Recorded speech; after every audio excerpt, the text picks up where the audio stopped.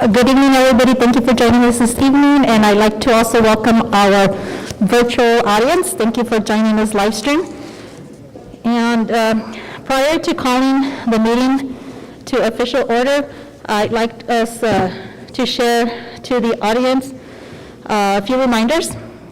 Okay, first reminder is per New Mexico Public Education Department COVID-19 response toolkit, which was last updated January 11, 2022. Everyone is required to wear masks while in a school building, on school transportation, or at a school-sponsored event. That's page 18 of the toolkit. Also, toolkit also in this case, face mask must cover the mouth and nose. Therefore, please wear your face mask properly regardless of your vaccination status during the entire duration of the school board meeting, unless you are, of course, drinking water. We probably don't allow eating at this time, but drinking, of course, if you have a drink. This includes any speaker who approaches the podium to address the board. Also, you are reminded, audience that are here in person, to please silence your phones. And then the last thing is, if you would like to address the board during our open forum, we ask you to fill out one of our yellow forms. And so the yellow form actually is yellow, and those are found at the entrance. So please go ahead and fill out the yellow form and make sure that Ms. Mary Lou Delgado over here receives that so that you can get your opportunity to speak. And so any member of the audience or speaker at the podium violating these rules will be asked to, will receive a warning, and then if you continue the violation, we will ask you to leave respectfully. Ultimately, you will be removed from the meeting. Thank you.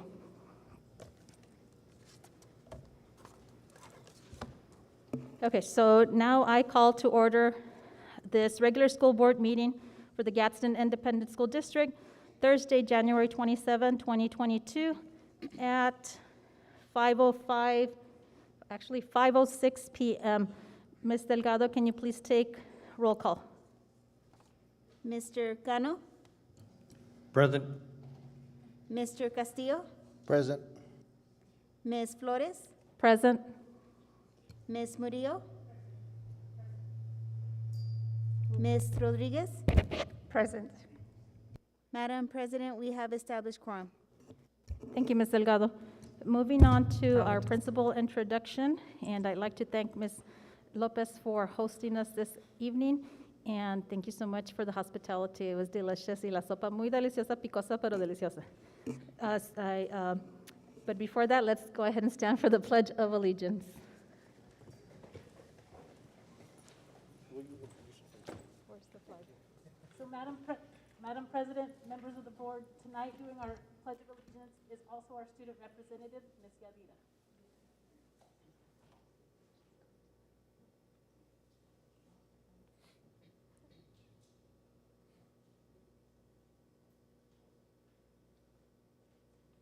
I pledge allegiance to the flag of the United States of America and to the republic for which it stands, one nation, under God, indivisible, with liberty and justice for all. I salute the flag of the state of New Mexico, the Zia symbol of perfect friendship among united cultures. Ms. Lopez, I apologize for not handing it over to you. I'm so sorry. Okay, thank you. Ms. Rodriguez, can you please read our missions? Oops. Sorry, I don't know if you captured that, Ms. Lopez, sorry about that. Ms. Rodriguez, can you please read our mission statement?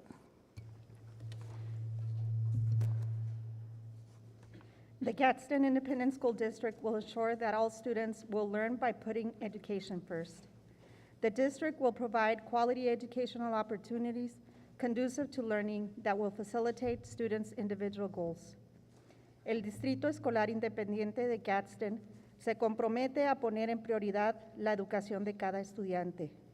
El distrito proporcionará oportunidades educativas de calidad conducentes a un aprendizaje que facilite las metas individuales de los estudiantes. Thank you, Mrs. Rodriguez. Moving on to item number 3, Superintendent Dempsey's district updates and recognitions. Madam President, board members, thank you. Good evening. Let me begin. Ms. Lopez, would you mind just for a second, maybe giving us a little description of this beautiful artwork and some of the displays that are up, and help us understand what we're seeing so that we get a chance to take a look at it? Thank you. Thank you and welcome back to Chaparral High School. I'm Vicki Lopez, Madam President, members of the board, Superintendent Dempsey. We are very happy to have you join us tonight. Tonight we did a little bit different of a showcase. We didn't necessarily have our band or our choirs come out and perform. What we wanted to show you was the academics that Chaparral High School has been doing over the past 6 and 7 months of school. So we had a number of our teachers and students put together some displays of things and projects that they have worked on over the last 6 months. So we have everything in the far corner up there. We have our ESL students who've been working on some poetry. We have our AP calculus classes who have been doing some math projects. And in the back of the room, obviously, of course, you can see art projects that our art students have done. And then probably the biggest one you're going to see tonight, and those of you at home may not know this, but all of the audio-visual production tonight is being done by Chaparral High School students. Okay? And so behind the scenes, the kids did all the setups. They're in control of the monitors and the actual production and live streaming of tonight's board meeting. So it's kind of a different type of showcase for Chaparral High School. So when you get the chance after the board meeting, if you'd like to view the student work, they have posters, they have research papers, they have science projects. They were just very proud of the work that they have been doing in this face-to-face situation. So thank you. Thank you, Ms. Lopez. First item I have tonight, the January is National Board Member Appreciation Month, and so we wanted to take this opportunity, and I think I speak on behalf of all of Gadsden ISD staff, we really genuinely appreciate the work that each 5 of you do. We realize you don't do it for the salary because there is none. And we appreciate that true volunteerism and the spirit of helping to take care of your community. And I've always, as a superintendent, appreciate the ability, because each of you represent a district, but a certain area in the district, but you are able to see the entire district. And so, as just a token of appreciation, we got each of you a jacket that has a Gadsden ISD Board of Education embroidered on it, and we just want you to know how much we really appreciate your time and effort that you put into this, and we realize it's a lot of time away from your family, and we want to thank you very much for it.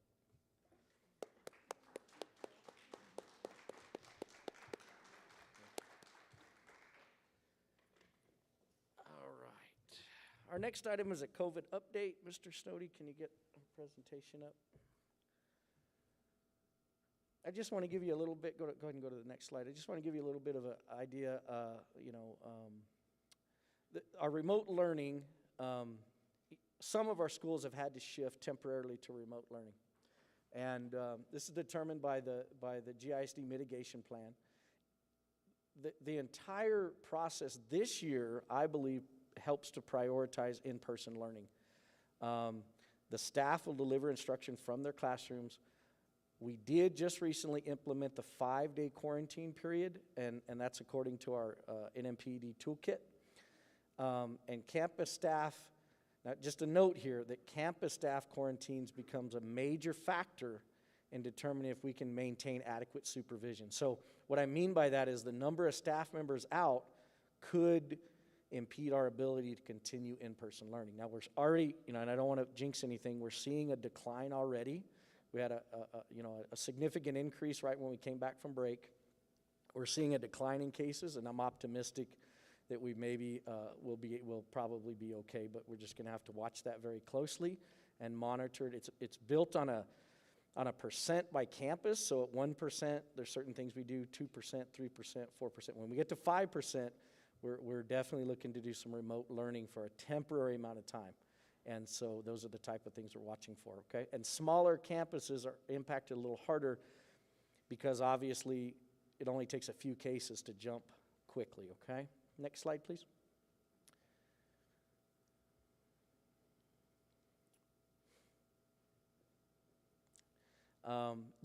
This is a project that was just rolled out 2 weeks ago.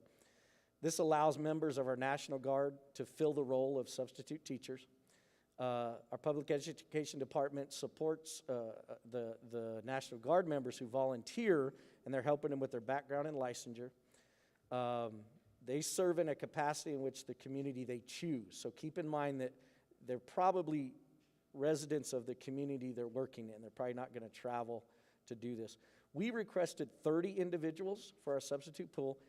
As of Friday the 21st, there were approximately 70 applicants from those National Guard members, and I'll be notified if we have any. As of right now, I don't have any, but it doesn't mean that I won't be notified in the next few days of individuals that might serve in that capacity. And I'm going to tell you, I think I embrace it's kind of an out-of-the-box thought, and I could use them as substitutes. I could use them as to fill in for our security. All of our departments are struggling a little bit with our staff who are quarantined. So there's a lot of roles I could use them in, and so they would have their background checks completed and be fully licensed prior to coming on campus. Okay, next slide. Just to give you an idea of our positivity rate, El Paso County right now, or I calculated these on Monday. El Paso County had a 30% positivity rate. Doña County had a 17% positivity rate. Las Cruces Public Schools had a 4.19% positivity rate, and as of Monday, we had a 1.3 positivity rate. And the reason why I think that's important, I think it emphasizes that the mitigation strategies we're using is working, and we're doing the best we can. It's a virus, and if we had the tools to completely stop the virus, obviously we would do that.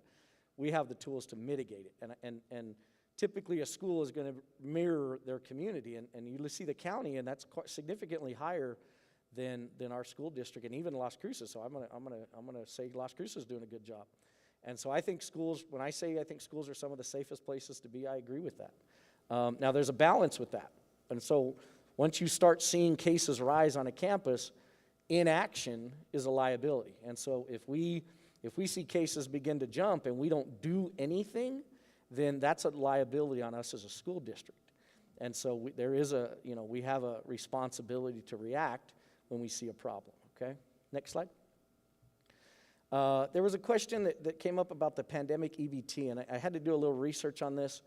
Here's what I think I found, and now keep in mind that this is all administered by the New Mexico Human Services Department, but some students that were remote during the months of April and May 2021, the reimbursement rolled out on the 23rd of January of this year for that. And it's $6.82 per child for each day the student was remote.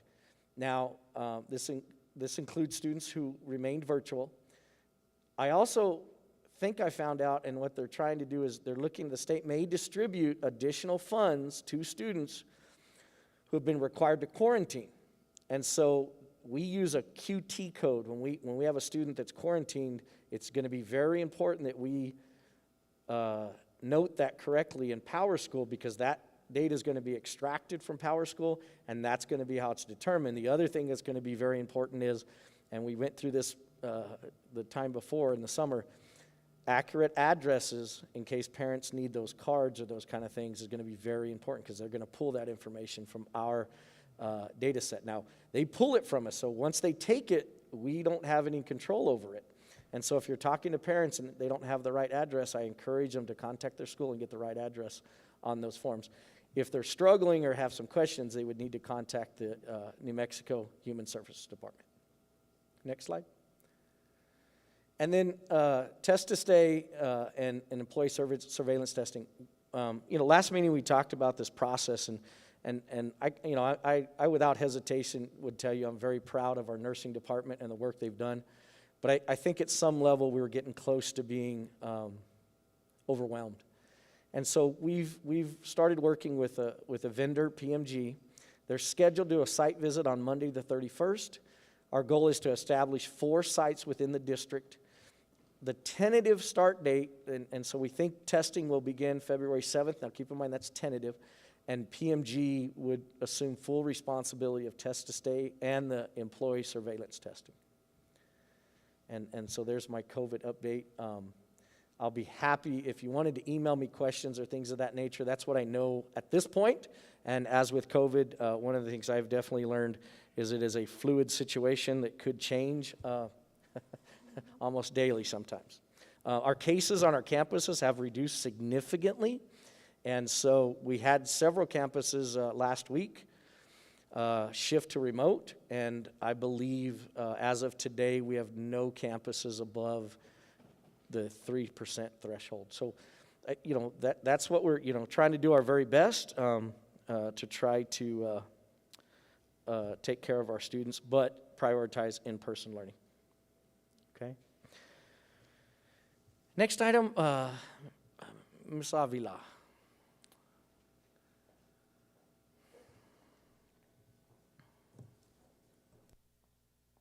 I want to introduce Ms. Avilar, who is our principal at Chaparral Middle. She comes to us with a little bit of, well, not a little bit, a lot of it's a sad moment here, sombering moment. And so I'll let Ms. Avila share. Thank you. Good evening, President Salazar Flores, members of the board, and Superintendent Dempsey. We are here today to say a few words about Ms. Elvira Montes, who was one of our instructional assistants who passed away January 19th due to COVID complications. I would also like to take this opportunity to go ahead and thank the board, the district, Superintendent Dempsey, and Ms. Hernandez for their generosity, and also all the employees for their generosity and for also supporting the family during this difficult time.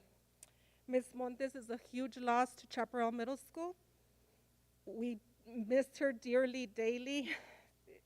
It's just something that's just so upsetting that you never know when something like this is going to happen. But we've been making it through and going through daily. May she rest in peace, and just words cannot express what we feel right now. So with this being said, I'm going to introduce to you Ms. Patricia Garcia, who is the special education teacher who worked with Ms. Montes daily. She would like to say a few words about Ms. Montes. Thank you. Good evening, President Salazar Flores, members of the board, and Superintendent Dempsey. As Ms. Hernandez introduced, I am one of the SPED teachers at, thank you, Ms. Avila. I have so many things on my mind. I went to the autism conference, and I came here, and then I got to go to practice, so story of my life. It's an honor to be here, one, just on behalf of my dear friend and colleague, Ms. Elvira Montes. She came to us going on 7 years now, and she dedicated those 7 years to our special needs unit. She was the sweetest of souls, gave everything and anything for our kids. You would see her getting to their level, playing with them, doing everything you can possibly think as a parent would do for their child. And it was a great honor for me to work side by side. We connected, made a family.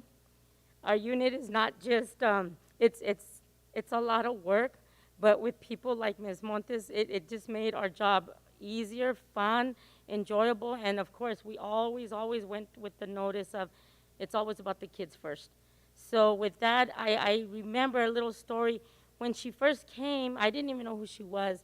A colleague friend of ours, Maria Lucero, who is also an employee at Gadsden High School, an instructional assistant, I had the fortune to work with her. She tells me, Patsy, I have a friend I want to introduce you to. She would fit perfect with your unit, and I was in need of an assistant. And I said, Maria, I trust your judgment. You are an awesome worker. If you recommend her, hey, bring her on.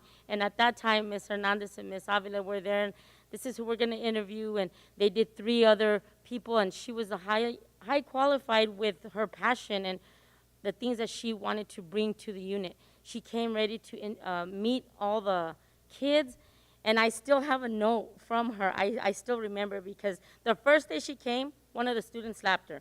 And then another one pulled her hair. And I thought, please don't get scared. Please don't leave. You know, this happens all the time, but it's in love. And she didn't get scared. She came back.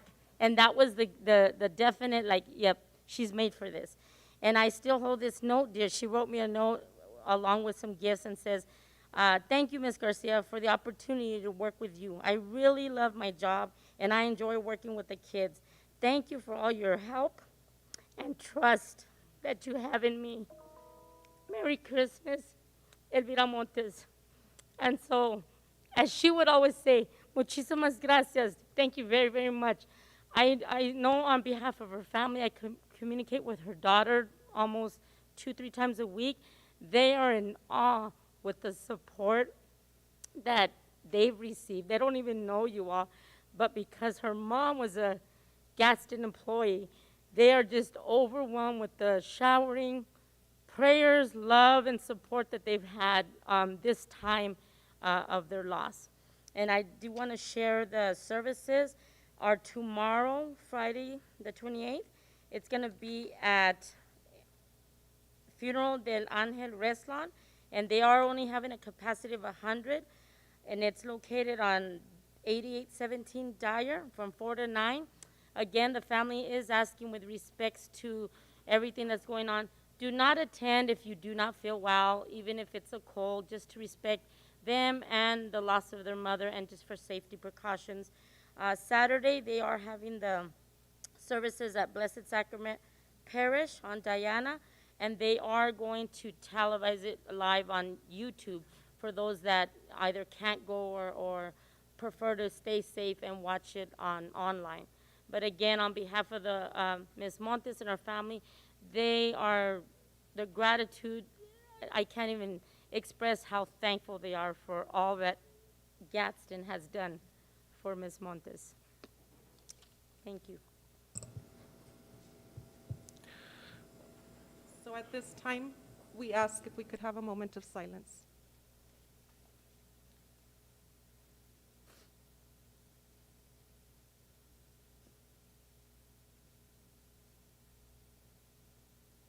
Thank you.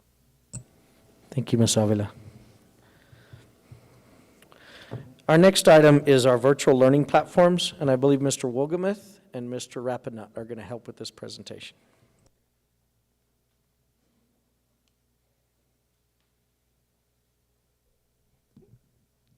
Good evening, Madam President, members of the board, Superintendent Dempsey. Let's see if Mr. Snowdy can bring that up for me. I did in your email. I'm going to have a moment here.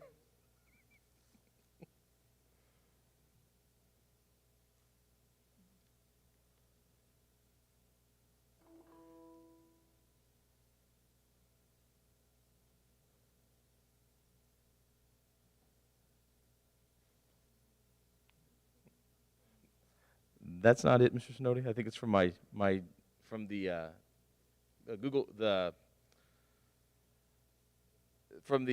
directly from Google Drive.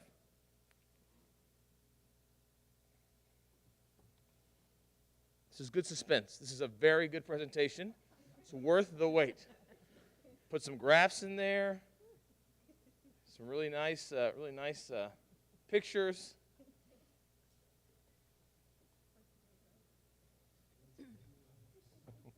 It will be worth the wait. It will be worth the wait.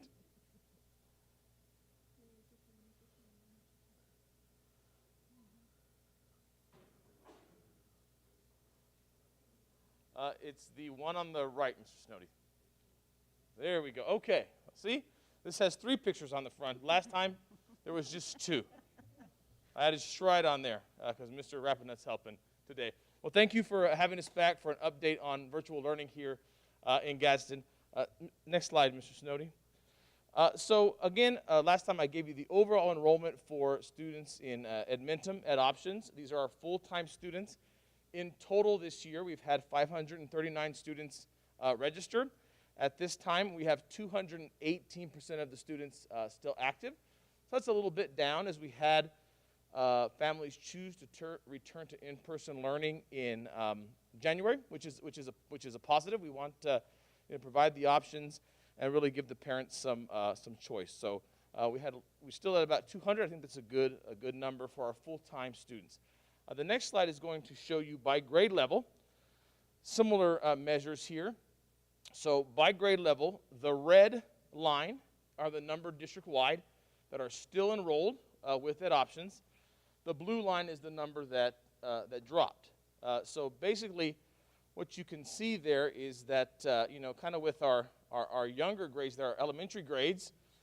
Many of them started in Edmentum, and then, we dropped down, and many of them returned to in-person learning, which is, wonderful to get them back in-person learning. Once you get into high school, you'll see that in most cases there are less drops. And so I think that's very indicative of older kids sometimes being a little more comfortable with that kind of independent virtual learning. Again, with the younger ones, especially K through 5, Edmentum does ask that there be a learning guide at home to make sure that the kids are guided through and being successful. So again, overall, good to see kids returning to in-person learning, but it's also good to know that we still have this option here. So that's a little summary of our full-time students. This next slide is a little new slide for this semester. As we had mentioned to you all in the workshop on Saturday, we had been offering some single class enrollments for students for a variety of needs, many of them tied to some staffing vacancies that we have, many of them, some of them supporting our kids at Alta Vista Early College High School who do always take a Spanish class virtually. So what you can see on this slide are the enrollments per subject for single classes. Now, the ones that you see up there that are science, biology, chemistry, earth and space, and physics, those are all enrollments at Santa Teresa High School. There's been some, struggles to fully staff that, as we'd like. Got some great long-term subs there. But what Edmentum can add is some great pre-structured content, standard line content, in addition to a teacher that can give live lessons and live help, really kind of lowering that burden of planning for the remaining science teachers and the substitutes there. So those kids just started in that this January at the start of the school year. The other ones, the health, the 40 health kids, that is need at Gadsden High School for 40 students that needed health. There wasn't enough sections there for health. And then the Spanish 2, U.S. Government, and Psychology, those are all kids that are getting virtual courses at Alta Vista Early College High School. So at the end of the semester in December, the principals were offered, what support do you need from Edmentum for your vacancies? We took responses. Some said, we're going to need this. Never mind, Mr. Waldman, we found a person to hire, take us off the list. So again, this is new for us in offering these single enrollments. So another good opportunity to see how this serves our kids. And we can consider those things moving forward for next school year. Next slide, Mr. Snowdy. So this next slide kind of is a summary of the one I gave you last time. So those first two bullets, we kind of talked about those at the last update. Those are now things that are actually in progress. We're actually doing them. The summer school portion, we're actually in the planning stages right now. That's the third bullet. And then we're going to have some summer camps, our Jumpstart program, as well as possibly some summer intervention. So those are a couple of opportunities that we might have this summer that we're really discussing right now as a team on Fridays. Is that going to be appropriate to try this year, or should we wait until future years to try that? So that's what we're taking advantage of this school year. Next slide, Mr. Snowdy.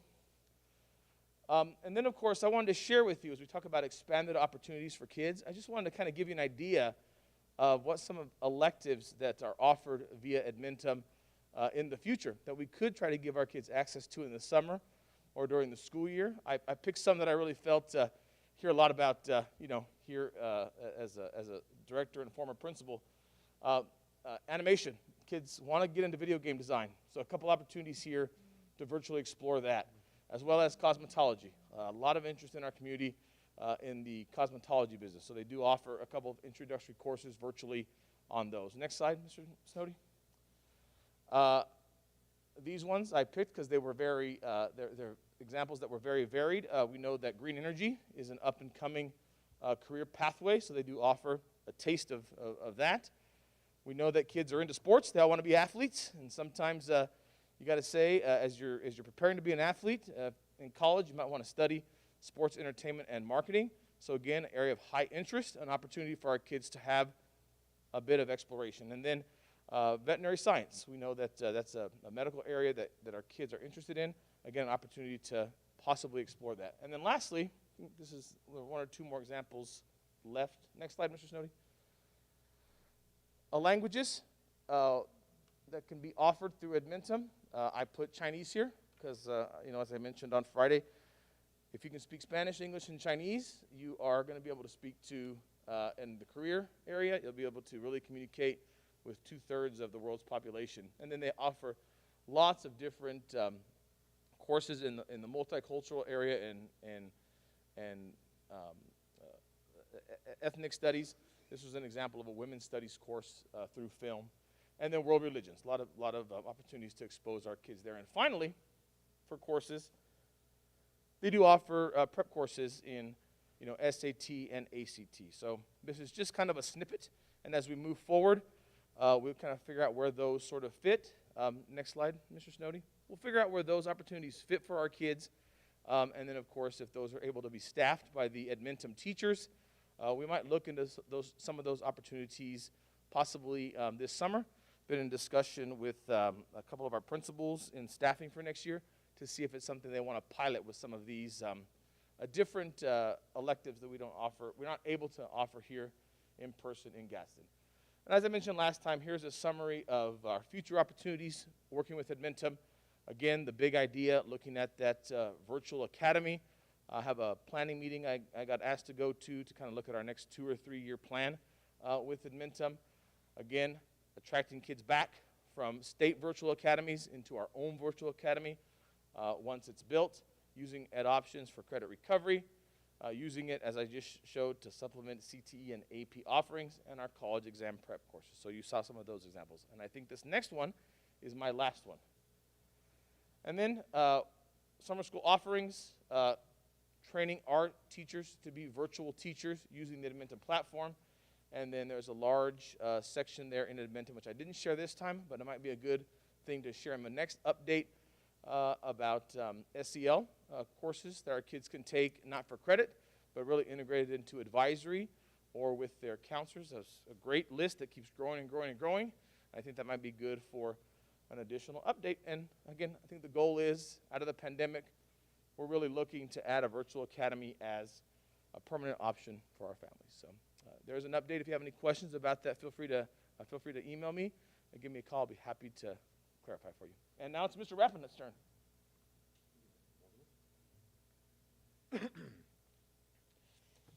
Good evening, President Salazar, members of the board, Superintendent Dempsey. Tonight, I have a brief, it continues in the same PowerPoint, Mr. Snowdy.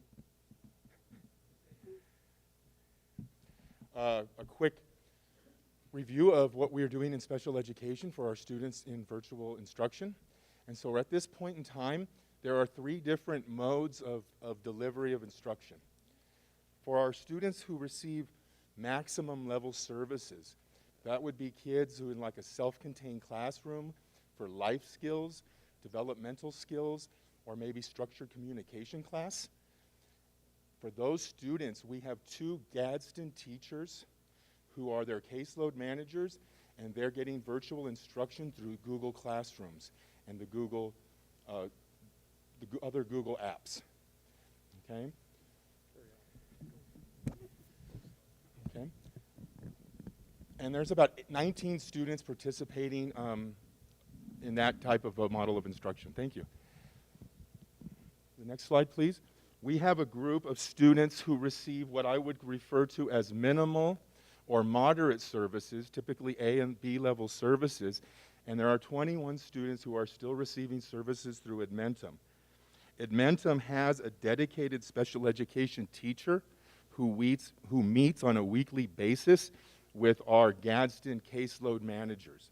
So all of the students, even though they're in virtual instruction, they all have an actual, their caseload manager is a special education instructional specialist who works in our department, okay?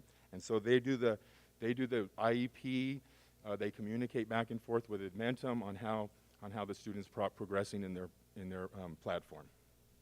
They've been meeting with that teacher on a weekly basis Going forward, they'll be meeting on a monthly basis.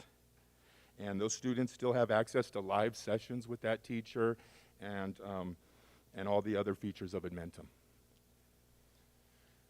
We also have a group, if you would go on to the next slide, and I would consider this group would be like more moderate level services. And most of these students are middle school or high school students. In fact, they're all middle school or high school. There's 23 of them. And they participate remotely with a vendor named called Stride.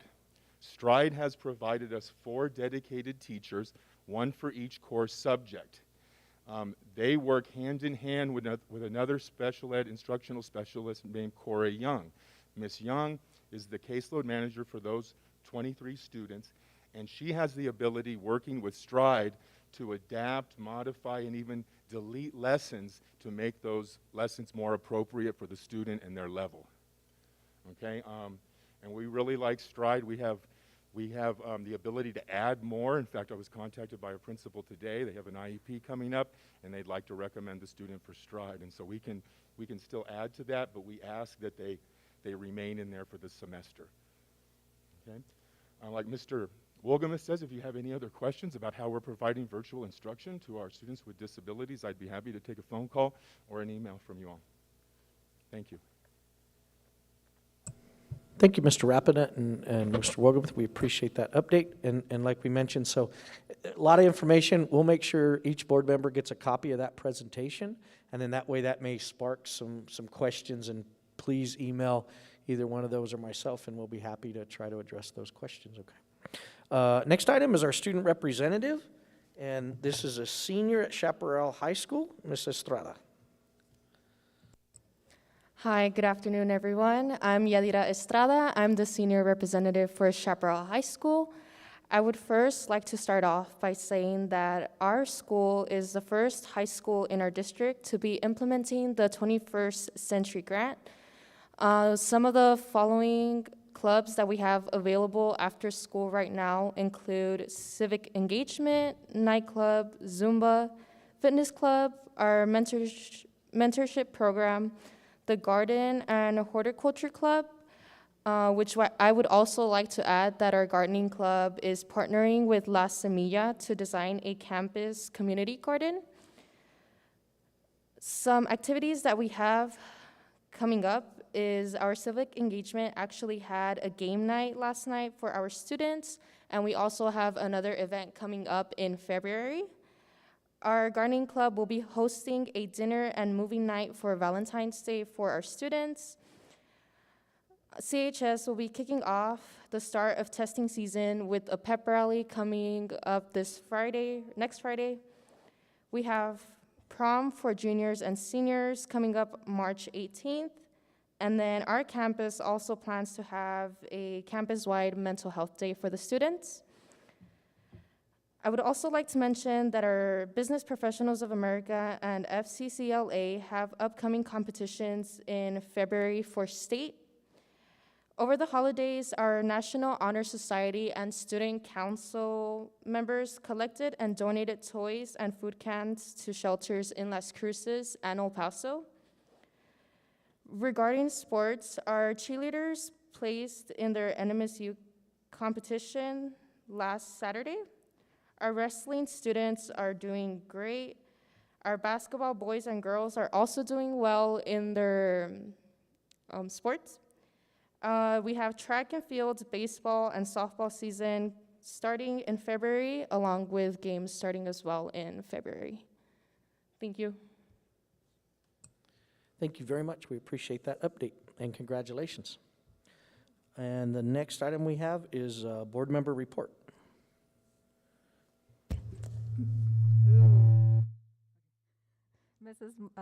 Ms. Murillo, go ahead. Hi, yes.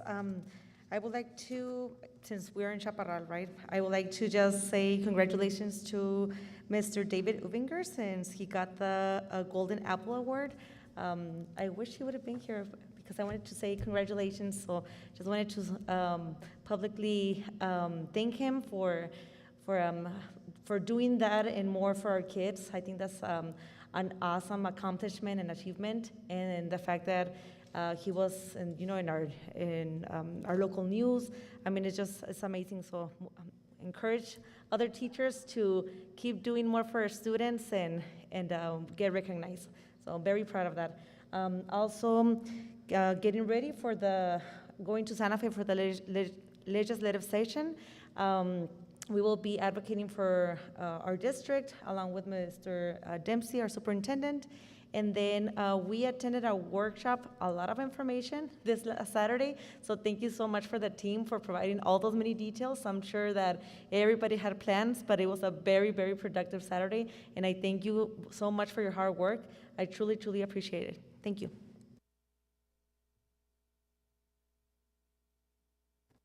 Okay. Mr. Cano.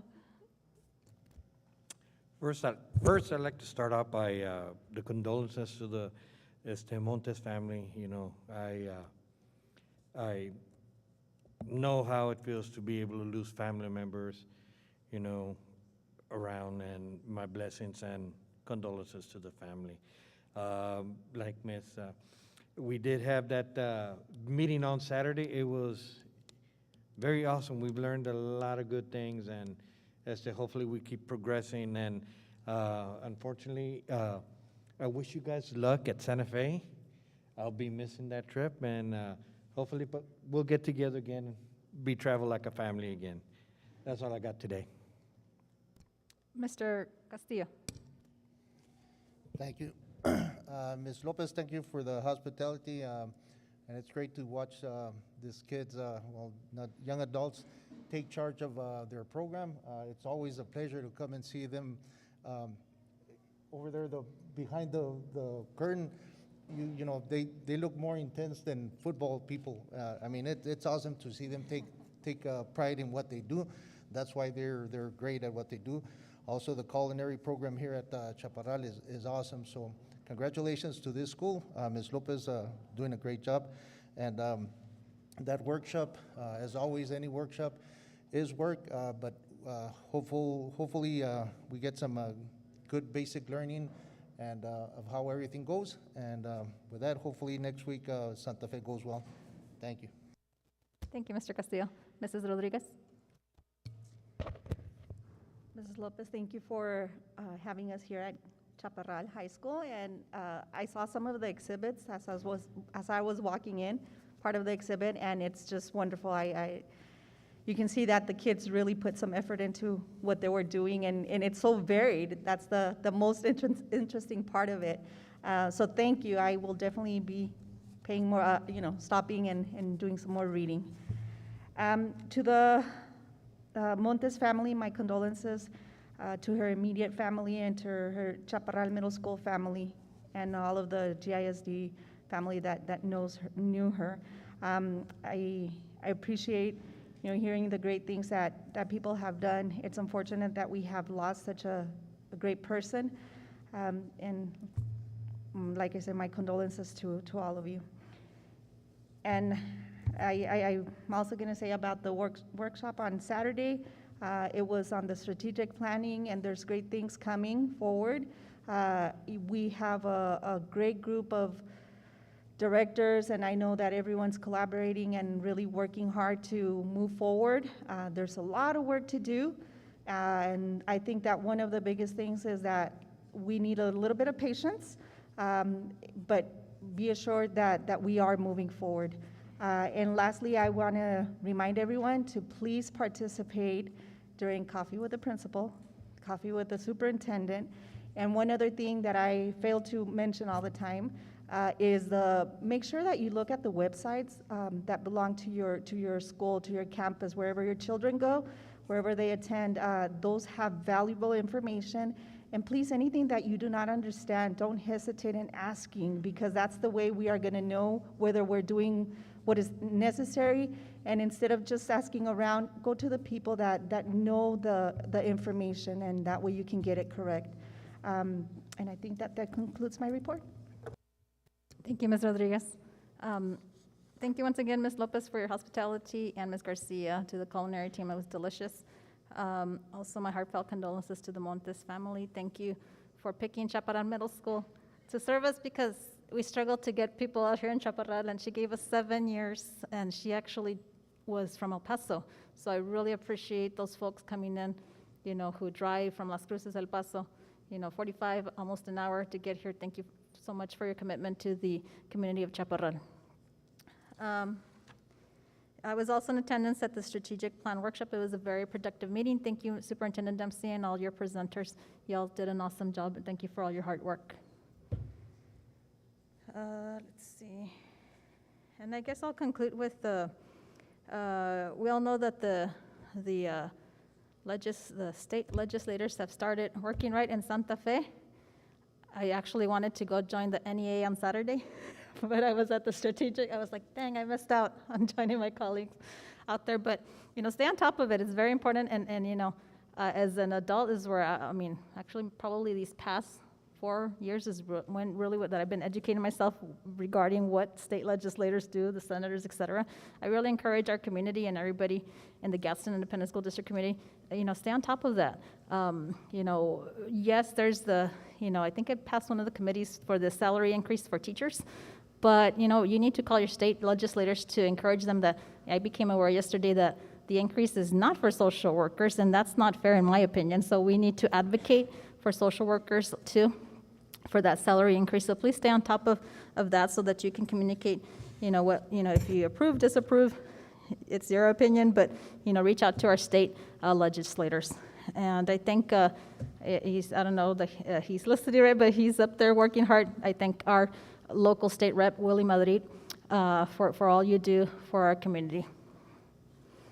And that's it. That concludes my board member report. Moving on to Human Resources Report.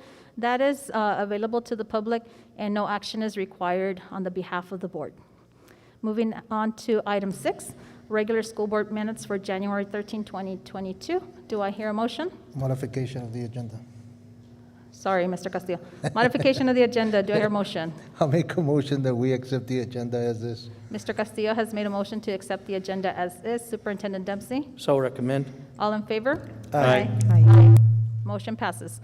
Moving on to ahora sí, item 6, regular school board minutes for January 13, 2022. Do I hear a motion? I'd like to make a motion to accept the regular school board minutes for January 13, 2020. Mrs. Rodriguez has made a motion to accept the regular school board minutes. Stop reading so fast, Ms. Flores. For January 13, 2022. Superintendent Dempsey. So recommend. All in favor? Aye. Aye. Motion passes. Moving on to item 7, consent agenda. Do I hear a motion? I'll make a motion that we accept the consent agenda. Mr. Castillo has made a motion to accept the consent agenda. Superintendent Dempsey? So recommend.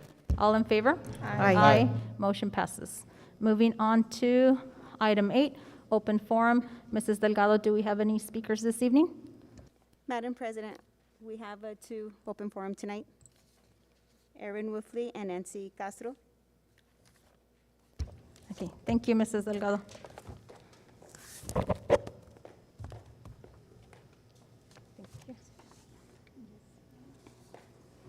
Okay, good evening. So we remind our speakers as you approach the podium to please keep your mask on at all times, even as they're speaking. And so also personal attacks upon board members, staff personnel, or other persons in attendance or absent by individuals who address the board are discouraged. Presenters are cautioned that statements or representations concerning others that convey an unjustly unfavorable impression may subject the presenter to civil action for defamation. Policies KE, KEB, KEC, and KED are provided by the board for disposition of legitimate complaints, including those involving individuals. So we will call the individuals in order as the forms have been received. So I call to the podium Mr. Wolfley.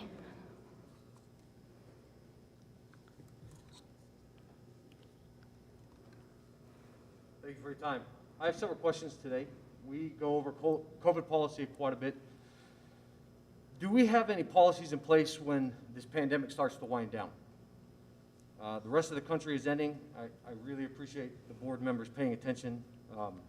I waited an hour to speak, but I guess we can look at our Facebook when I ask these questions, so thank you. Do we have any policies? I guess I'll talk to mine who's paying attention. Thank you. Do we have any policies in place that would off-ramp these COVID policies? We talk about the percentages of things to do and what we're going to do, and we close schools down, and we do this, but what about when we go to no cases?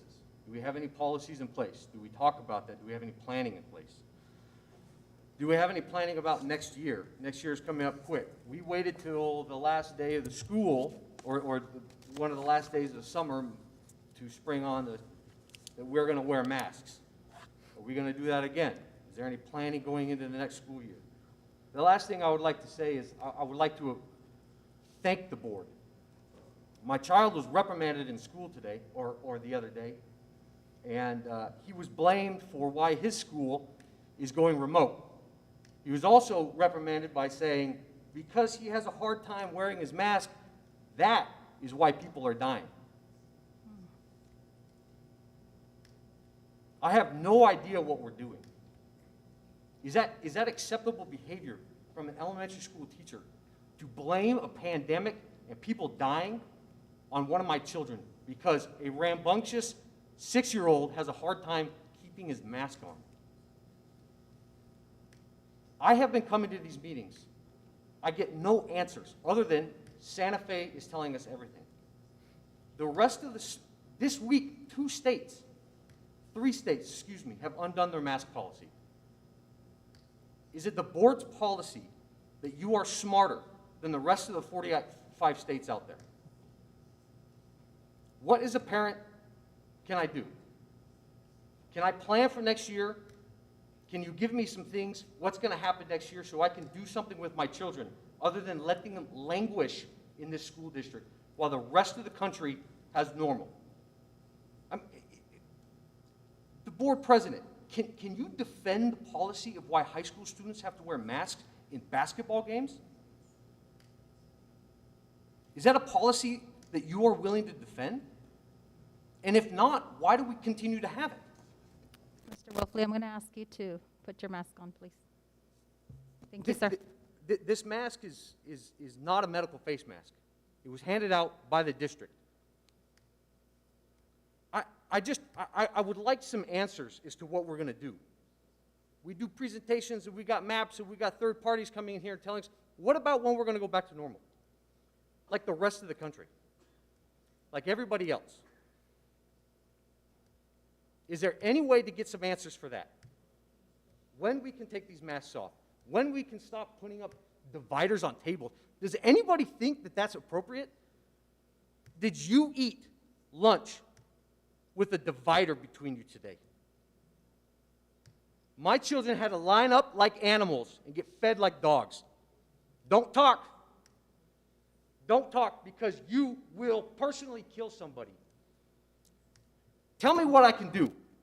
I want to know what I can do so I can do something with my children other than leave them here. Mr. Wolfley, your time is up. Thank embarrassing. you. Thank you, sir.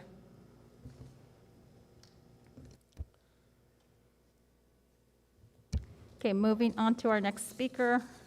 We have Ms. Nancy Castro. Please come up to the podium.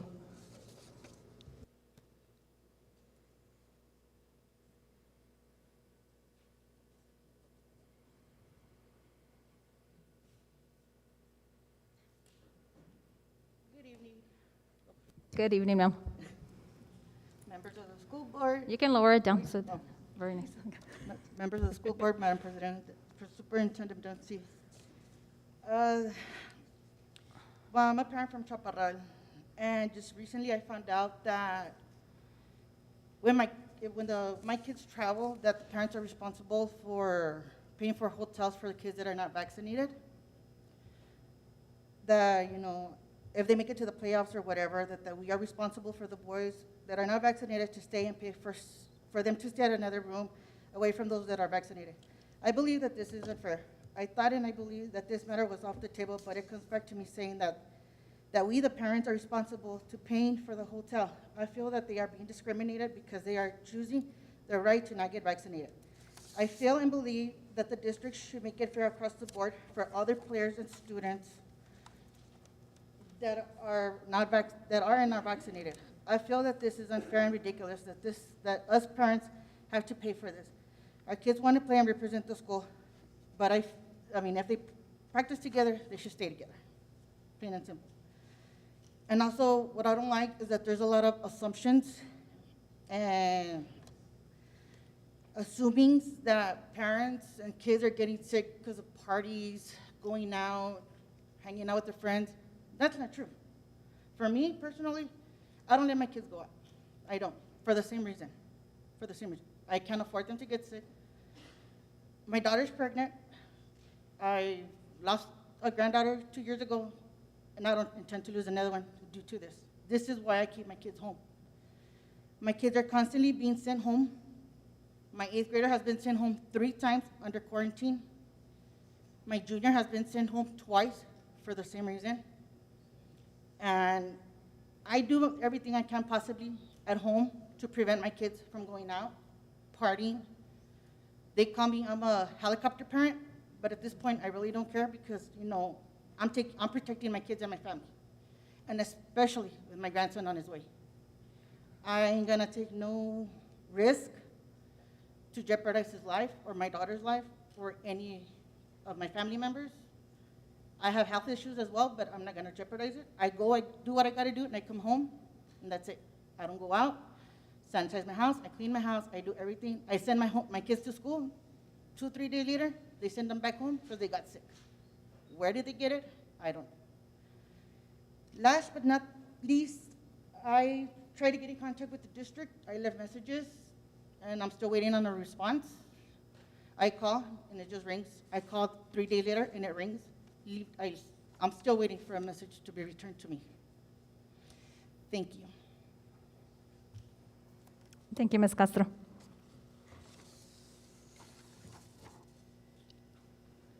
Okay, moving on to item 9A under action items, Gadsden Independent School District Strategic Plan.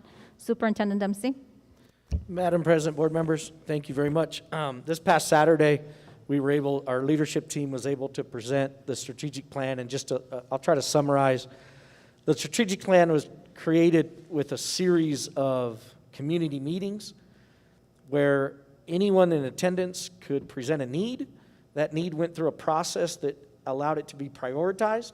We did have something for Gadsden that was unique in that we did a community meeting at Gadsden High School, ST, and Chaparral, and we have those needs prioritized. Then those needs were taken back to the leadership team. We built action plans. We had a retreat in Albuquerque and built action plans to address those top priorities, and we presented those to you on Saturday. I believe that we're ready to take action on that plan and begin formally working on it. The idea would be that every quarter we would come back and present to the board the progress on that plan, and then as we accomplish and address specific needs, we'll start working our way through that prioritized list to try in hopes of in the next 3 years addressing all of those needs. Now you have to keep in mind that this is a strategic plan, and there's a lot of factors that as we progress through the next 3 years are some factors, unforeseen factors we can't control. And so our goal is to address all of those, but it doesn't lock into policy. That's what's going to happen. You know, for example, the pandemic is something that no school in the United States or in the world could ever have planned for. And obviously, you know, we at times we're struggling with some of those components of it. But our goal being trying to accomplish the community needs of what they told us they need, and us try to address those things. So at this time, I would ask for the board to consider formal approval of the GISD strategic plan, and our leadership team is more than happy to get started working. And before I accept the motion, are there any further questions or comments or concerns regarding the strategic plan? So I just wanted to make sure, I think you touched upon, I do have a question or a comment, sir, I just want the public to know that, because I had asked you, sir, so with, you know, the visions that the communities have, you know, if something were to, as far as if we face a budget crunch, remember I had asked you that question, you know, if something were to happen, you know, we're not obligated, but that's like the vision of the of the district as a whole, and we're going to take action to bring that vision to light. However, be aware that sometimes we could face something, and I just like it. I think you touched a little bit about that, but just want to have you just make sure so the public understands. Absolutely, Madam President. And so really, I think we're trying to say, a little disclaimer is, these are very lofty goals. And we're going to do everything in our power and our resources to try to accomplish those. And the truth is, we may not accomplish them all, but our intent is to accomplish every single one of them. And there's unforeseen factors that could come our way. Budget could be an issue. Pandemic could be an issue. Other factors could come our way that would derail it. But the goal being, and I'm sure we're going to have things that aren't listed on this, we'll handle those and manage them, and then we're going to come back and get back to work on our strategic plan. And then my second question would be, if we do approve this evening, so that would set the train in motion also to then decide which goals we would be holding you accountable, because we can't, like for superintendent evaluation, because obviously we wouldn't be having 100 goals, and then that would not be fair to you. So that would set the motion also for that, correct? Absolutely, Madam President. Thank you for that. And I remember now we wanted to tie those together. So absolutely, when we approve, then we can take a look at, we could then design a component of my evaluation that would be reflected from the strategic plan. And so absolutely. Thank you. Any further comments, questions, or concerns? Madam Mrs. President. Rodriguez, go ahead. When you said that we would be getting information on a quarterly basis, so you will be updating us on where we're standing on the different parts of the strategic planning that are in force at that moment, correct? Secretary Rodriguez, Madam President, board members, absolutely. So what'll happen, our goal is we come back every quarter, we give you an assessment of where we're at. If we've completed some components, we'll then have another action plan or design another action plan, bring it to the board, request approval, and then start working on it as well. Okay. I think we are good. Do I hear a motion? I'd like to make a motion to approve the Gadsden Independent School District Strategic Plan. Secretary Rodriguez has made a motion to accept the Gadsden Independent School District Strategic Plan. Superintendent Dempsey? So recommend. All in favor? Aye. Aye. Motion passes. Moving on to action item 9B, Special Education Portable Remodeling and Relocation Project. Superintendent Dempsey. Madam President, board members, Mr. Gallegos is going to help us with this item. Good evening, Board President Flores, board members, and Superintendent Dempsey.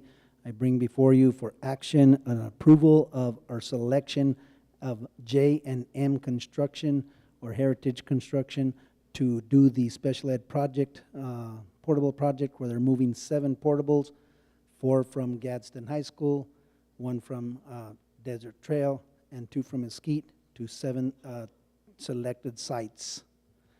You should have in front of you the information, the ranking. We went through an RFP, as well as the price. I stand for any questions.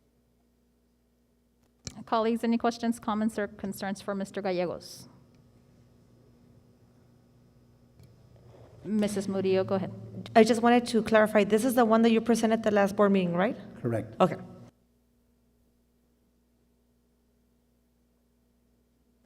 Okay. I don't think we have any more questions. Thank you, Mr. Gallegos. Do I hear a motion? I'll make a motion that we accept the SPED portable remodeling and relocation project. Okay. Vice President Castillo has made a motion to accept action item 9B, Special Education Portable Remodeling and Relocation Project. Superintendent Dempsey? So recommend. All in favor? Aye. Motion passes. Moving on to the action item 9C, Banking Resolution. Superintendent Dempsey? Madam President, board members, Ms. Rivera is going to help us with this item.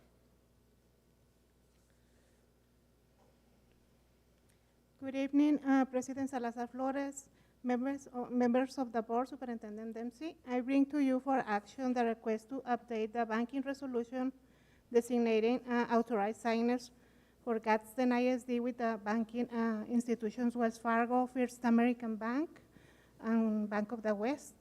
At this time, we are removing Mrs. Viramontes as an authorized signer and adding Mrs. Rodriguez as a new authorized signer. Any questions, comments, or concerns? Thank you. Thank you. Do I hear a motion? I'll make a motion that we accept action item 9C, banking resolution. Vice President Castillo has made a motion to accept action item 9C. Superintendent Dempsey? So recommend. All in favor? Aye. Aye, motion passes. Moving on to discussion items. Discussion item 10A, rescheduling our regular school board meeting that is scheduled for April 7th, 2022. Superintendent Dempsey? Madam President, board members, we are currently on our schedule. We have April 7th, 2022, it's a Thursday, as a regular board meeting. That is going to conflict with our annual spring budget, a very important conference where we usually receive our unit value.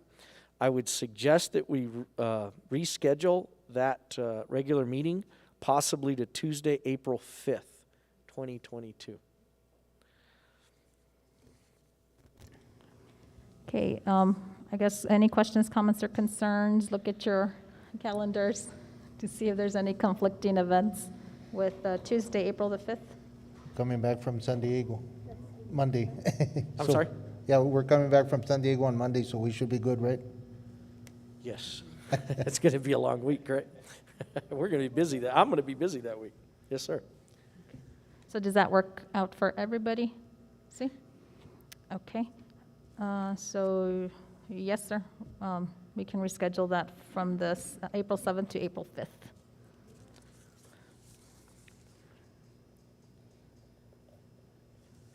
Okay. Moving on to discussion item 10B, Facilities Master Plan Addendum 1. Superintendent Dempsey. Madam President, board members, Mr. Gallegos is going to present this item. Good evening again, President Flores, board members, and Superintendent Dempsey. I bring before you for discussion and will bring to the next school board meeting for action a Facility Master Plan Addendum.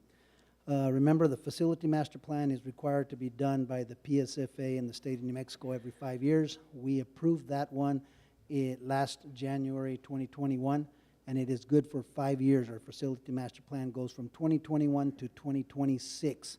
And every year we get the opportunity to update the Facility Master Plan by adding an addendum to that Facility Master Plan and sending that to the PSFA, PSCOC for their knowledge or for their recognition.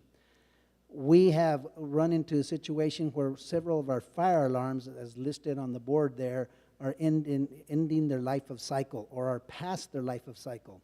So most fire alarms are good for 15 years. The fire alarm panel, the components that are all connected to that fire alarm panel. Many of those are failing and causing issues, needing a lot of maintenance. So we would like to update our Facility Master Plan by putting the listed ones on that board there, plus Berino Elementary, which I found out that is not remodeled from 2010, up on the Facility Master Plan addendum, so that then we can go to the state, PSFA, PSCOC, and request some finance supporting the upgrade of those fire panels. We would do this over the following 2 years. You can't do it all at once. So we want to go and update our Facility Master Plan with this addendum so that we can then go to the PSCOC and ask for funding. If you weren't aware, the PSCOC has changed their funding procedures. They used to do it once a year. Now, the documentation we just received now in January, the letter Mr. Dempsey and myself received, is that they will have every month an opportunity for any school district in the state to go request money, whether it be systems-based or standard-based. So that's changed. So that'll give us an opportunity, if we get this put in, to start requesting assistance as early as March, when their next school board or their next PSCOC meeting comes around, March or April. We can then go and request some support for replacing these fire panels one at a time, as determined by the IT department and the maintenance department and the construction department. Stand for any questions. Questions, comments, or concerns? Madam President, I have a Secretary question. Rodriguez, go ahead. Mr. Gallo, so given that there's a list of different ones, be going on the ones that were updated or done like the longest time ago, or how are you going to be getting them in order? We will be looking at the ones that have had the most work orders, the ones that are having the most problems, and replace those first, which makes sense, and then move through the rest of them so that we can replace them all before they all start having problems. So that'll be determined by the IT department gets the work orders because they have the person who addresses the fire alarm system, and the maintenance department's aware of it, and the maintenance department, the IT department, and the construction department will work together in putting together a scope of work so we can replace those that are required first. Any further questions? Any further questions, comments, or concerns? So I do have something, and I don't know if this is, sorry, I didn't ask previously Superintendent Dempsey, but like a while back, I don't know if it falls under the facility master plan, but I had requested, and how have we installed diaper changing stations at our gyms and our like field houses? Is this part of this, or is that separate? That's part separate, but most of them do have in their ADA restrooms, and I'd have to verify which ones. I wasn't aware that there was a request like that. We will talk to maintenance. We will check which, I know that Santa Teresa High School varsity gym has a diaper changing. Gadsden High School, I know, has a diaper changing because those are projects that I have done recently. About 99% sure that the facility over here, the field house, has a diaper changing. But we'll verify that each area has a family room that has a diaper changing area, diaper changing table. Okay, and then my other question is, what about like elementary schools, you know, even just a simple diaper changing station, like, it doesn't have to be inside the stall, just, a diaper changing station for mothers and dads too, even in the male's restroom. Just a question and thought. Okay, we'll look into that and we'll let you know what's going on. Thank you, sir. You're welcome. Any further questions, comments, or concerns? Okay, thank you, Mr. Gallegos. You're welcome. Have a good evening. You too. Moving on to discussion item 10C, our Gadsden policy IJJ-R, textbook adoption. Superintendent Dempsey.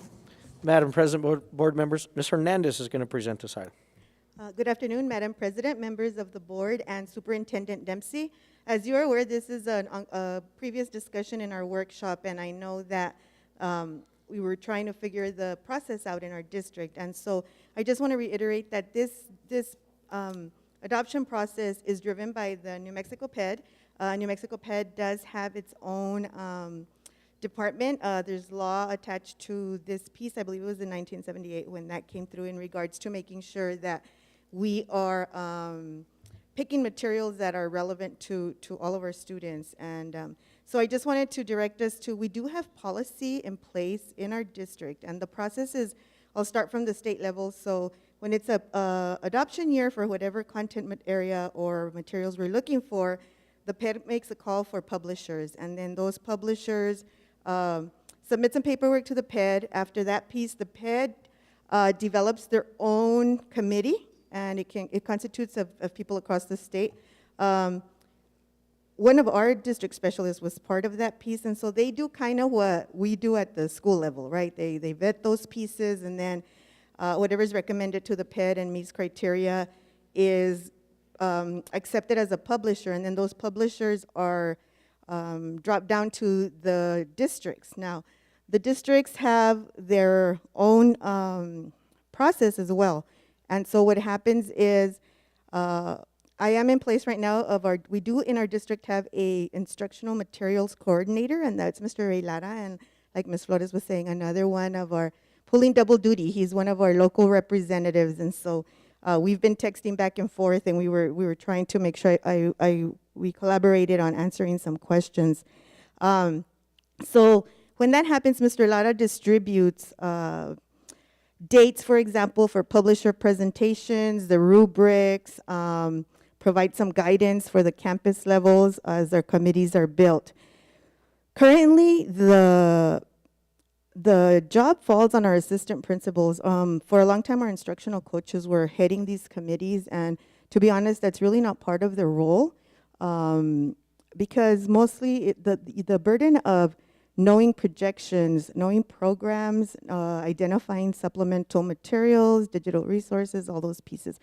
Our coaches are part of that committee, but we ask that they are facilitators. One of the things we want to eliminate is trying to get like a preferred vendor that we cannot do, right? And so we want to give the committees the ability to be able to see those resources independent of things that's why the rubrics are in place. They're very specific. They're tied to legislation that is passed. For example, the Isaac Martinez case, the Equity Act, and just pieces that come up throughout the state. In our district, once that is done, the committees meet, but the resources are available for everybody. Our district posted the ability to see these resources on the website, I believe, since October. So that's something that, like Ms. Rodriguez was saying, for our public that is viewing, I know that a lot of our parents go on there for our links for coffee with the superintendent, coffee with the principals, coffee just for information, and so that is posted on the link. I did make a misjudgment last time. I said there was a remind message out, and Mr. Carmona did remind me that we did not do that. We did Facebook postings, and so he had that piece. Once the schools get the information, then they recruit, and part of it is one of the requirements is a parent participant, and so that is required as part of the committee. I will say that in talking to Mr. Lara, we are going to work on tightening the way we do these pieces across the board, because I think, again, referring to some of the participation pieces for our parents, the coffee with the principals is an important piece, because if we're recruiting parents, that's one of the ways we could do it. So if you're there, you know, that would be an opportunity to hear it. We do have all of these materials. It's required that we offer a location for any parent that wants to view those pieces. We have it at the GAC in the bistro at this time, and parents are welcome to come and view it. There is some pieces in the policies and the documentation, I'm not going to read it all. But what will happen is parents can check them out for 48 hours and return them if they need to, if they're looking at something specific. And so, you know, yesterday we met with a group of our trenches teachers, and it was interesting because one teacher said, you know, that through the whole rubric, she had to score something very low in a lot of areas because none of the materials were in Spanish, or they weren't addressing some of those pieces. And right now, the rubric is a little tedious for elementaries, and one of the reasons we pulled it off the PED has provided the rubric. The issue with that is, if you're aware, in our district, elementaries have not had a book for about 20 years. And so we have to be very strategic and make sure that every single of our populations and intervention pieces is addressed in these pieces. So you might hear a little bit of that, but I think if we are really committed into providing quality, you'll hear the term HQM a lot, high quality materials. That's what it means. And so we want to make sure that those pieces are in our district as we move forward, because I want to just remind the public and on our board that this is a resource. This is not going, you know, we are a standard-based district, so this is a resource. And so there's just a lot of things that go into it. Mr. Snowdy, do you have the actual, the next one, please, the timeline? In the way that so the PED even provides us the timeline in regards to when we get organize the adoption, when it's due.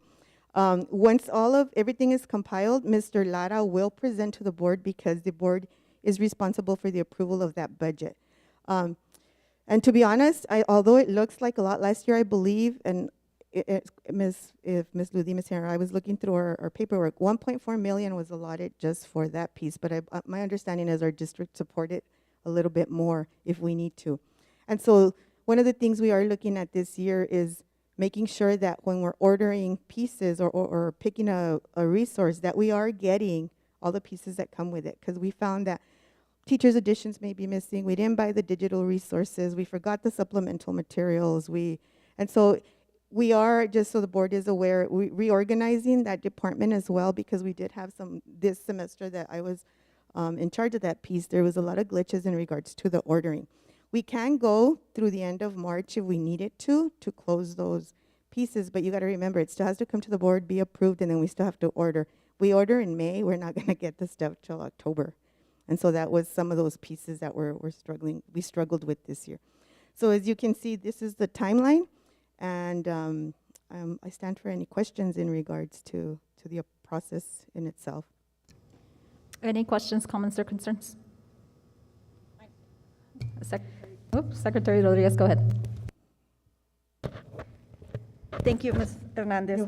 So I have a couple of questions. First, you mentioned about the publisher presentation.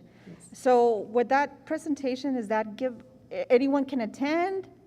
Is that also something that's available to people that are part of the committee? I would say I would love to see the participation of the community in general, not just the community. I'm sorry, not just the committee, since we want their opinion as well. Yes, and thank you for that question, Ms. Rodriguez. So currently, it's a committee piece only, because it's all the district. Well, in the past, they would kind of invite us to a location, so it had to do with also room, number of seats. But this year, they've been virtual. So those are the pieces that I was talking about, making sure that we need a district, I don't know, framework that we can push out to the schools. This is how we're doing it, because as of right now, every campus kind of is individually on their own, and we have been doing that for the last 23 years that I've been in the district. And so those are those pieces that we're trying to reorganize in regards to what does it look like? Well, this is when we do it. This is when we send out the messages. Are we sending out the per campus because of the independent campus? Do we make a call for parents in general, or are we just picking your seats? So there's some things we do need to tighten up.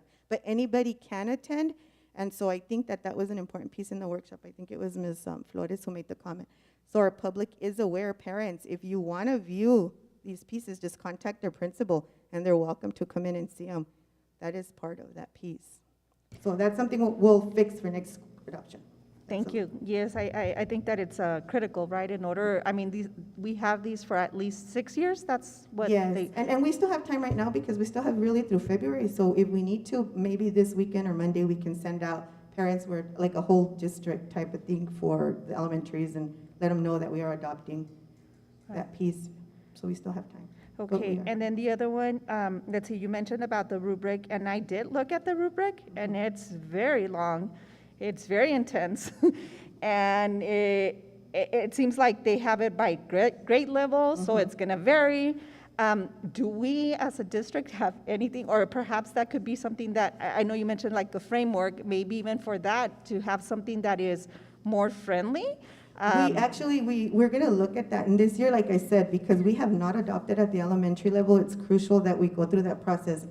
One of the things, and again, it's got to be a district piece, and we're going to actually change it already now that you've made that comment, is if we eliminate too many of the required pieces, then we're missing out, because then we're picking what we want. We're not looking for the culturally relevant piece. There's just a lot of pieces in the PED one. Some of them are repetitive, but I think it's very important, especially for upcoming principals or upcoming people who want to move into different positions, to understand the curriculum piece. And so I think this is a good practice for the first time. But yes, we will look at that. And I'll work with Mr. Lara on that piece, because really I was under the impression that we did have a little bit of that already ironed out. But because you were familiar with the Yazzie Martinez and the Black Equity Act, and there's some other pieces that they had to add in there in regards to what kind of resources we are purchasing. Yes, and so let's see. So you mentioned how the schools are the ones that do the recruiting, right? And I think that you're answering most of it, because now we understand that there's a lot of gaps per se, a lot of changes that need to occur. But I think that I remember being part of one at one point as a parent, and to me, it was quite scary, first of all. Second of all, I was like, what am I doing here? What am I supposed to look for? So it was very intimidating. So being in that position, I think that, even thinking about having some training for the parents, so that, because teachers and administrators, you usually have that keen eye to see what the needs are or what they're looking for. But as a parent, I might be interested in just how beautiful the pictures look, but really, is that going to help us? So something to think about. I think that it's very important to make sure that whoever is participating is acquainted at least with what the expectation is. And that's a great idea, Secretary Rodriguez, in regards to maybe I'll make a note, maybe a parent workshop on the adoption, something that will make them just for parents to make sure they feel a little more comfortable when they are sitting in the committee. Right. And let's see, so going back at the process that we currently have, you said that it's, I'm just trying to process here. So I know PED has, they'll say these are the ones that you can select from. Right. So then, do we bring all of those into the district and saying, okay, these are the options, and then narrow it down from there, or whatever is selected at the end, are they tallied by campus? So what happens is we ask for all of them, because just for equity purposes and making sure that we are reviewing everybody's piece. And then what happens is on the rubric, they pick the top 3. And that goes, the campus rubric, once they add them all up, they go to Mr. Lara. He does those tallies. This year, we're going to do the process a little bit different. Before he comes to the board, we're going to meet as an academic team and make sure we have the numbers correct so that we're not missing resources for different programs and different grade levels. And so we as directors and coordinators will know exactly what's missing and make those projections for the next school year to make sure that we have everything in one shot. And once we pick our publisher, and if the board approves that publisher, then we'll meet with the publisher to ensure that whatever they're saying they're providing to us is going to be delivered in there. Because we have a lot of course, reaching out to us right now, right? Because that's a lot of money for a district like ours. So is each campus liable of making sure that they have their own committee and that they participate within these? I'm just, again, no, forgive me and because I'm trying to those are perfect operational questions that are internal in the schools, right? And so one of the things is they have to submit it. There's the rubric is submitted because it has to be on file in case the PED does audit us on that piece, because that's a lot of money that goes through the SCG for the district, right? And so yes, every school is responsible. And so that's another piece. We have to make sure that with the deadline he gives. So we've had a lot of the publishers already at the campus levels, but right now we do have some campuses who haven't started where we have half of them done.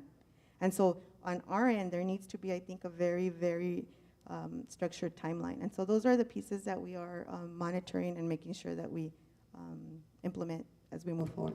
Right, and I'm just thinking because if we're talking about equity, we need to make sure that the voice of everyone is heard and not just, the ones that are louder or that have a full committee. But one that I think about is, I know you mentioned about the instructional coaches being part of the committee and not necessarily. So when you're part of the committee, are they allowed to do the voting as well? I'm thinking, we want them to facilitate a lot of piece because a lot of our coaches are part of the higher, they know the programs we have and all those pieces. That doesn't necessarily mean we pick the best one, but we don't want the influence first. They can facilitate. So the rubric is super important, right? Because we can't say that it has something that it doesn't. And so we want to have those, it's an academic conversation between the teachers in regards to our materials, right? And so you want to have those conversations where they're asking, well, I didn't see that in this piece, and a teacher can say, well, I saw it, well, show it to me, where is it? It's about really digging into because like you said in the past, this one looks pretty and it has tapes, but doesn't align to anything we do. And so that's why it's so tedious right now. I just, it's a little bit mind-boggling to think that they are part of it, but then you mentioned something like, we don't want them to incline to a preferred vendor. Right. I don't know that would be the case because as it is, whatever, it could be, right? But whatever PED already presented, those are the ones that are already approved almost. And so now it's just a matter of narrowing it down to just the ones that are really going to service the kids in the district, right? Right. So they are part of the committee. We just don't want them leading it it should be an assistant principal leading those pieces because they are the instructional leaders, right? They can be part of it, but sometimes in some schools, we let the instructional coach pick what it is. Does that make sense? So there's a lot of internal factors that we've taken into consideration and factors. Yes. Okay. Yes, and again, I think, But if there's some misunderstanding of what that means, I can talk to you and I could address that by itself, just so there's. Right, and I think that those were my only questions. Thank you so much. I Yes, really appreciate it. I just, seeing on the website, it really kept, I had it in the back of my mind that I need to ask about this because it's there, but really, to me, it's like, it's not so friendly and not so welcoming, because if I read it, it just has basically the address. I, as a parent, I would probably like to see, when can I go, like from what time to what time am I, able to view this? But something, oh yes, that was my other question. So you mentioned talk to your administrator. Oh, yeah. So then they have the same books at each campus, or it's only the ones that are at GAC? No, actually, the set at GAC is on every campus and every book room. So every teacher has the, any PLC meeting can be used to view those, or teachers can look and see. They're available to everybody on the campus for this long period of time. And so even if you're not part of the committee, you're able to view those pieces, and so yes. Okay. All right, thank you so much. Yeah, so I know that instructional materials we're going to be picking those up soon, because as soon as but we'll do that. So thank you. Any other questions? No? Yes, ma'am. Yes, ma'am. I want to thank you because there was a statement that you said that you're going to make sure, or the committees are going to make sure, that any publisher, that we're going to make sure that every single item that's available, is it at additional cost many times or no? Sometimes there are, but they're within budget. But one of the things we found, one of our glitches is that we are missing materials, like grade levels. And so that's why I think it's very important that the administrator is in charge of that piece, because they know projections, they know program. And that is our responsibility, right? It's not on the coach, that's not their role. But yes, that's why once we decide, before he comes to the board, we'll meet with the instructional materials coordinator and discuss these pieces and see what the publisher is really offering at the end. Because then we get surprises like, oh, but this was extra. Yeah, okay.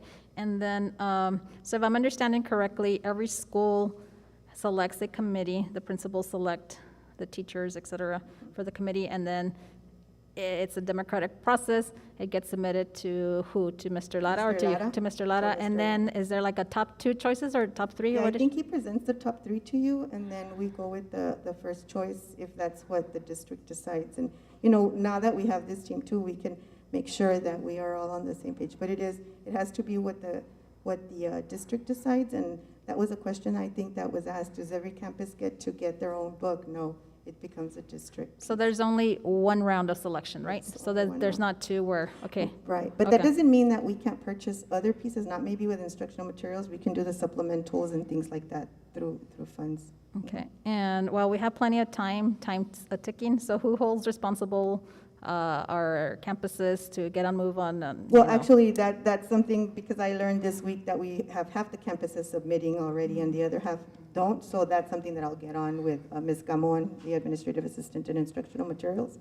Okay. And I'll touch base with Mr. Lara when he's available, usually at 6 or 7. He was like, should I get on? I'm like, text me if you hear something, or if not, I'll relay any information to him. And then during this time that schools are selecting and going through the process, do they have access? Do they have a number that they can call the publisher in case they can't find the pieces for whatever? Yeah, and that's why I think it's important that it goes through the assistant principal, because we don't want all the teachers trying to call publishers to get extra stuff or anything, because publishers will give you whatever you want, right? We're in the process, and so we want to keep, and those are those processes and systems that we're missing, where we keep it tight, right? There's not, I can't give them, like if you ask me, what do you give them? We don't have that, and so that's something that I know we need to work on, where this is what you do. If you don't find something, who do you ask, right? You don't start calling everybody, because then they'll call us and tell us your people are calling us, right? Okay, and then 2 more things is, part of the committee, yes, there's parents, there's teachers, but ultimately it's students. So how are our administrators making sure, is it 1 student or is it several students, or how, and that because you've got, it should be a in my opinion. Yeah. On the actual PET piece, a student is not required to be on the committee. But I would urge you to please. Well, maybe at the high school level in our leadership teams. Definitely middle school, high school, and if high school kids that are here, please, because many times, you all feel like we're doing something to you, get involved, please, because you're going to be using these books. So, por favor, get involved. And I would encourage, please, even though it's not a requirement, our kids should be part of it. We should do our best to get them involved. And then the last question is, Yes, it's been 20 years since we've had. You know how it is, sir. So my question is, we're not going to be discarding the materials in book rooms, right? Because those are still good resources, correct? No, those actually, a lot of schools have already distributed them across the grade levels. Like if you're in the A, B, C, then it goes to the kinder group, the first grade group, yeah. So those are pieces that we are working on. Okay, and No, we're not discarding anything. And I lied. One last question. It's because of how structured literacy is coming into place in elementary. I think the move is more that versus, your, what is it? Like, how we used to do the DRA and by Yes, level? yes. I think the move is now to have decodable text. So I think we need to make sure that our publisher is going to have that, or is that going to be an additional expense because? No, actually, a lot of our publishers have the short books with them. Like it's part of like a classroom set, a classroom library and things like that. And so those are pieces that on the rubric you can identify if they have them or not. The other pieces, there's a lot of digital resources and there's the intervention pieces even within there. So there's a lot now because of the hybrid models in the adoption piece. So we are working, well, we'll see what the district comes up with. Currently, the high schools have theirs, but yes. Okay, thank you, Ms. Thank you Hernandez. for, email me or call me if you have Yes, any questions. yes, ma'am. Okay, thank you.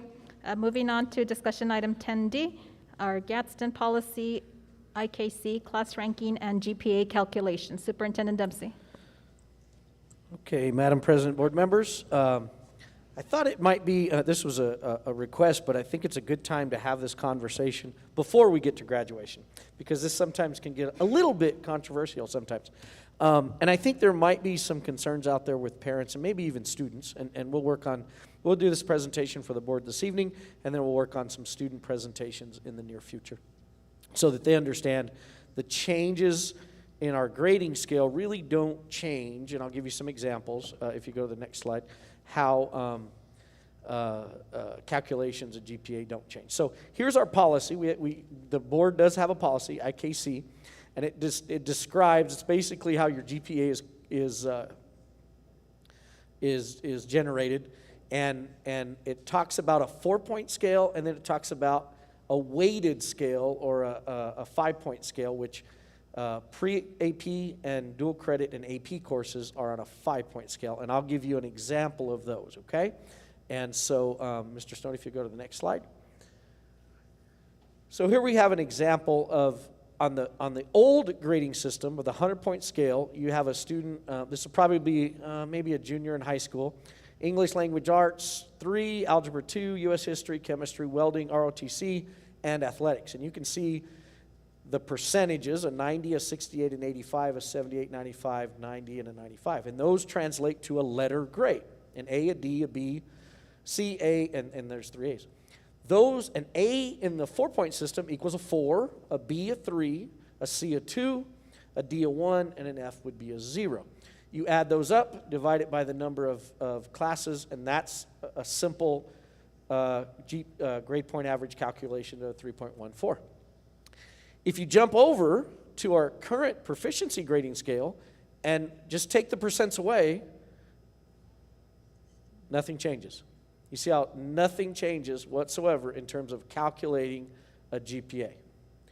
Any questions about that very standard looking piece? I have a question, sir. Yes, ma'am. But how about when it's an AP class? Well, example 2, perfect. You're right there with me, President Flores. GPA calculation, example 2, and we got a weighted course. This is a junior level student. However, instead of taking the regular English Language Arts, they took ELA 3 AP. And if you'll notice, they have a 90, which is an A, and because it's a weighted course, that's a 5. So then you total all those up, and their total becomes a 23. Divide that by 7, and you see that GPA is significantly higher. Weighted courses, if there's anything, students, if you're listening, I don't know if you're listening, weighted courses will do amazing things for your GPA. And so please, I encourage you to take weighted courses because that 5-point scale can do a significant jump in GPA. Okay, questions about weighted? I have a question. Anybody else has questions? Because I have questions. Okay, so more of a comment. So I agree that weighted courses can do magnificent things for students. When I was in high school, I did have the opportunity to take some courses like that, so I definitely understand that.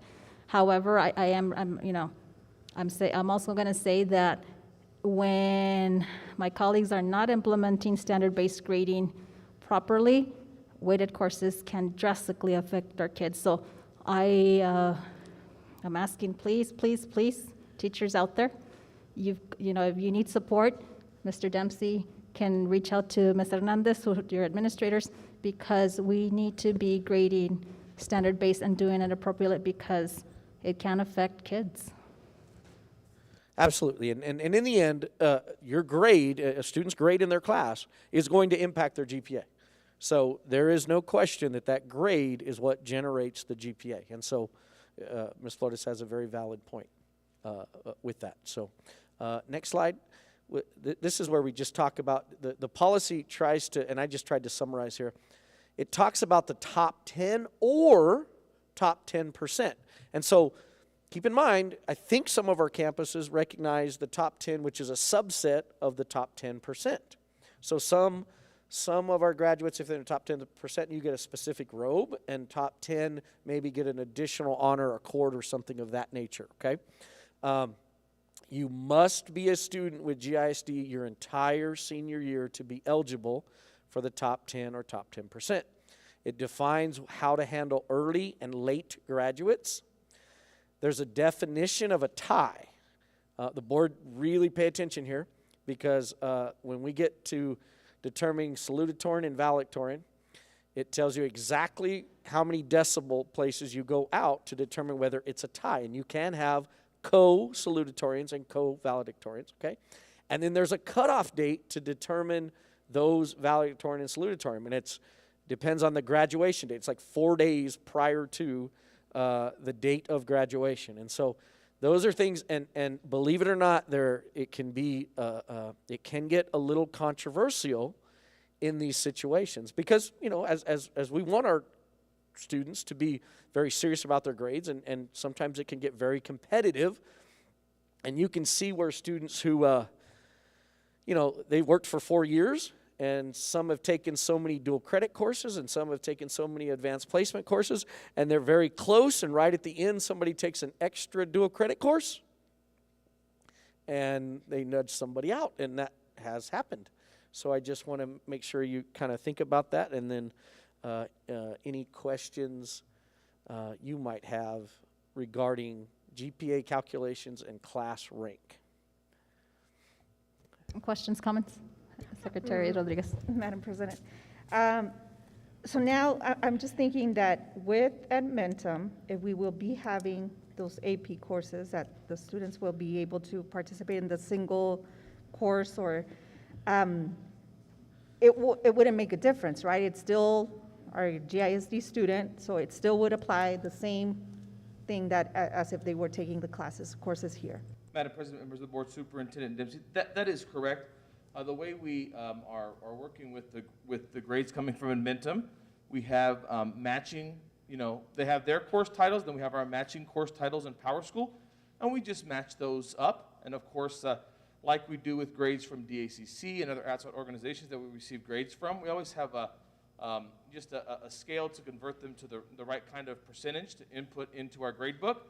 But if it's, like to Mr. Dempsey's point, if a kid gets a 90% A in Edmentum, that'll be converted to, on our proficiency scale, a 4.0 right? An A is an A.